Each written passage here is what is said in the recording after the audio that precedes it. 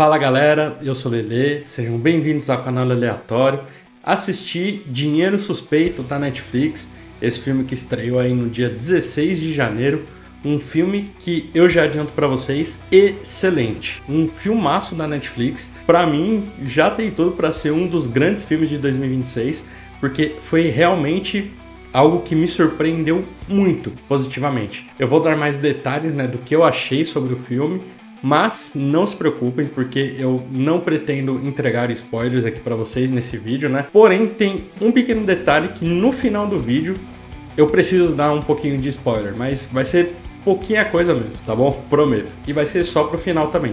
Então não se preocupem. E antes de eu continuar, deixa o like aqui nesse vídeo, se inscreve no canal também, deixa um comentário se você já assistiu ou se pretende assistir esse filme, Dinheiro Suspeito, um filme com o Matt Damon e o Ben Affleck, um filme de ação, de suspense ali, policial, muito bom, cara, muito bom. Eu recomendo demais. Então vamos lá. Eu já gravei um vídeo, falando sobre o trailer desse filme na semana passada aqui no canal, mas para quem ainda não assistiu aquele vídeo, eu vou deixar ele aqui no link da descrição e vou falar de novo a sinopse do filme, porque realmente vale muito a pena entrar de novo em cada detalhe desse filme. Um grupo de policiais de Miami descobre um esconderijo de milhões em dinheiro, o que causa desconfiança ao saber da enorme apreensão, fazendo-os questionar em quem pode confiar. É um filme excelente. Basicamente, o que acontece aqui, Tudo que eu vou falar dá pra ver no trailer.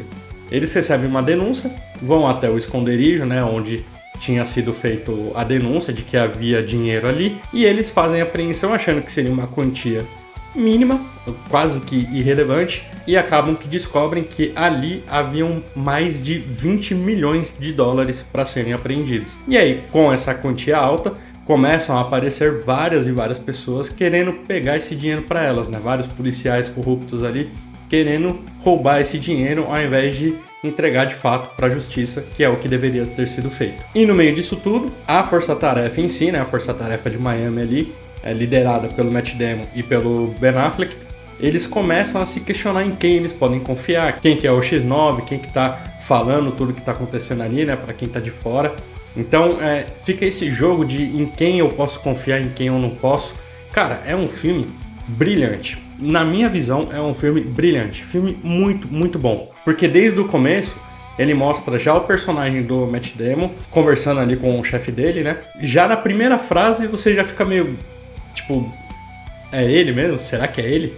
Então, o filme vai desenrolando de uma forma que a cada cena, a cada diálogo que passa, te leva a entender que é determinado personagem, Eles fazem isso de propósito, fazendo você pensar, Não, realmente, eu acho que é esse carinha aqui. Não, peraí, ele não poderia ser. Então, o filme vai te levando para um lado propositalmente, para meio que desviar o foco de quem realmente é o grande X9, é o grande traidor.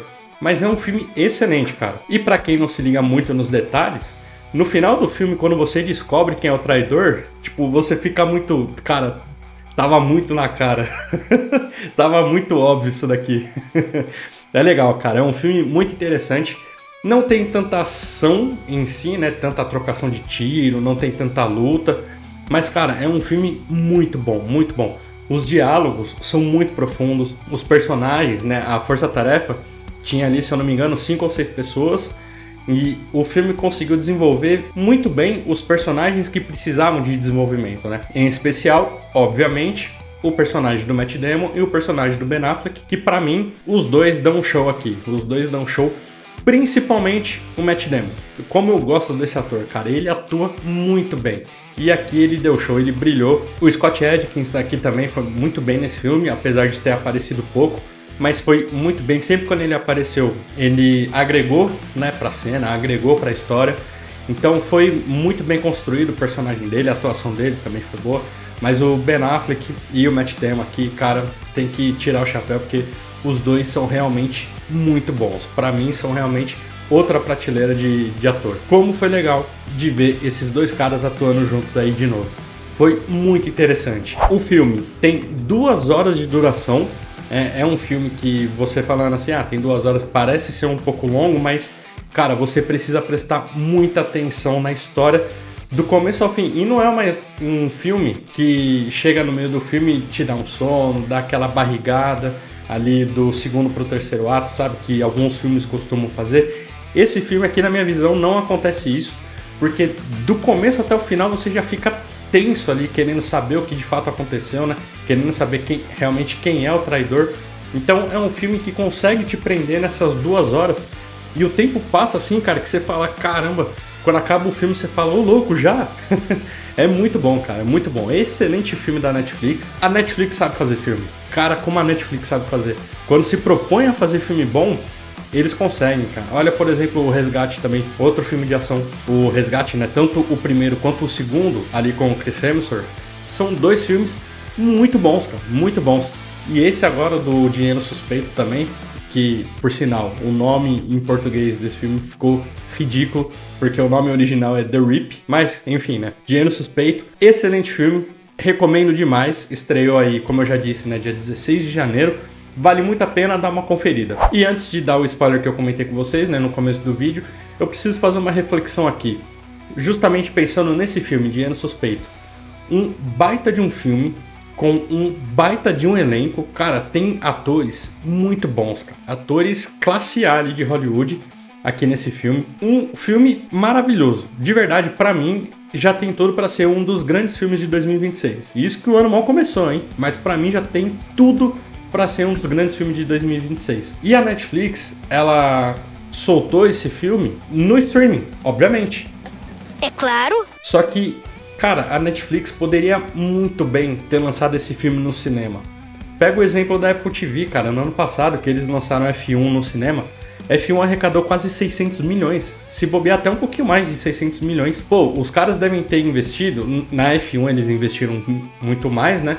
Porque, cara, Fórmula 1, apareceram os pilotos de verdade, apareceram todas as marcas relacionadas à Fórmula 1. Então, requer um pouquinho mais de investimento mesmo.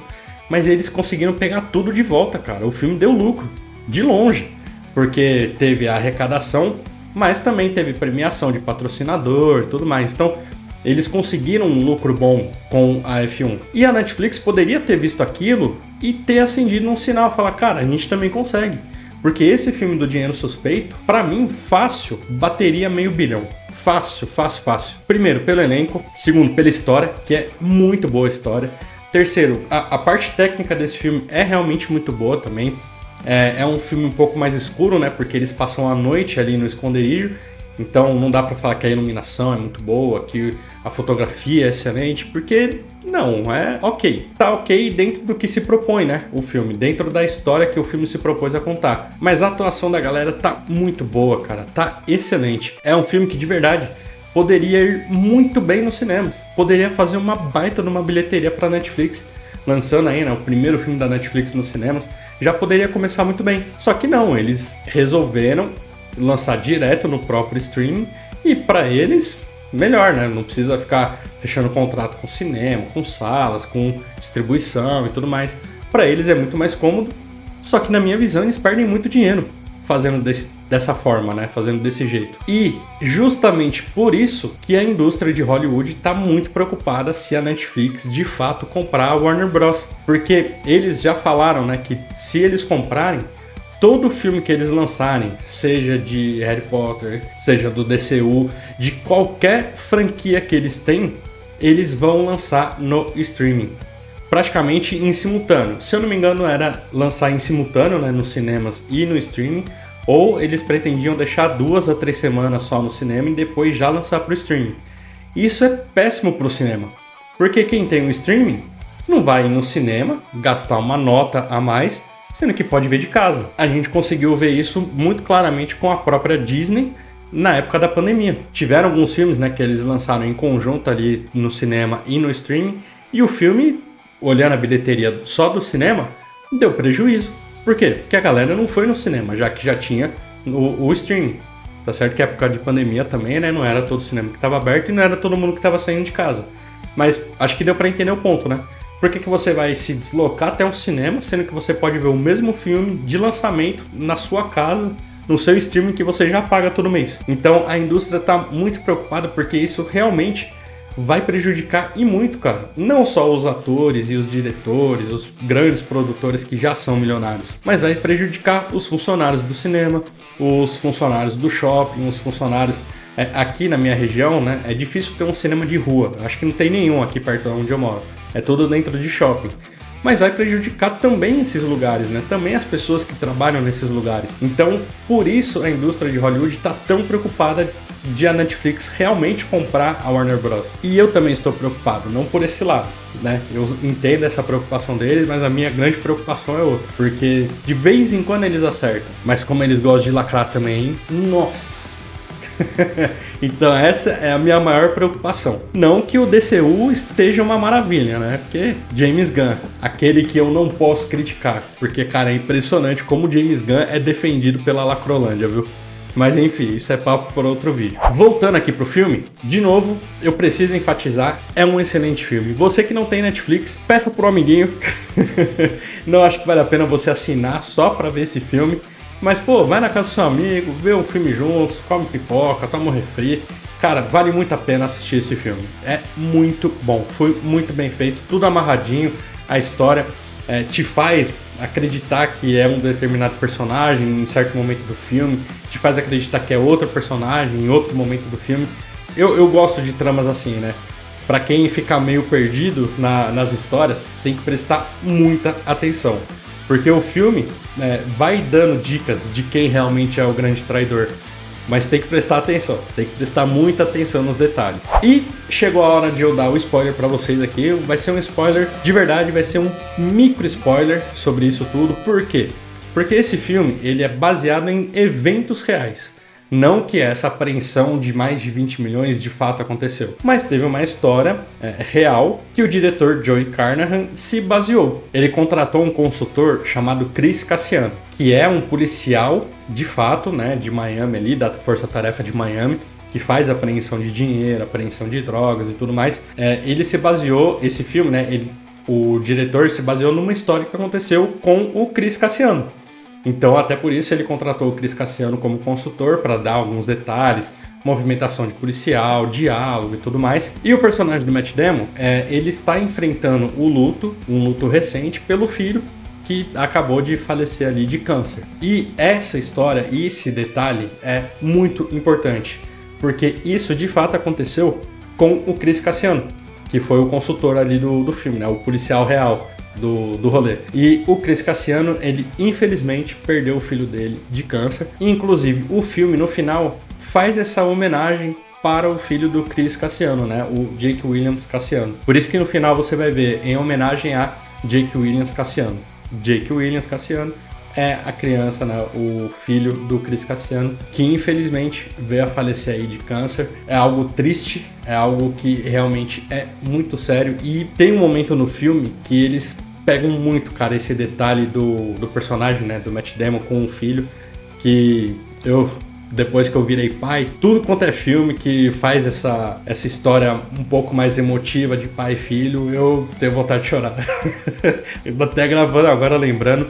Eu tô com a voz já começando a ficar um pouquinho mais embargada, mas é um momento muito bonito do filme, muito bonito mesmo. Então, é um filme de ação, de suspense policial, mas que também nos emotiva ali no finalzinho do filme. Olha, vale muito a pena, viu? Um dos melhores filmes que eu vi da Netflix, originais assim, filmes originais da Netflix, pra mim é um dos melhores que eu vi, de verdade. Eu pensando agora de bate-pronto, o Resgate 1 e 2 também estão ali. E eu não consigo lembrar de um outro filme... Opa, até bati no microfone. Eu não consigo lembrar de um outro filme original da Netflix que chegue no mesmo nível desses três. Mas esse aqui ganhou meu respeito, de verdade. Vale muito a pena assistir, mas essa é só a minha opinião. Agora eu quero saber a opinião de vocês. Deixa aqui nos comentários que vai ser bem legal de saber. Beleza? Abraço!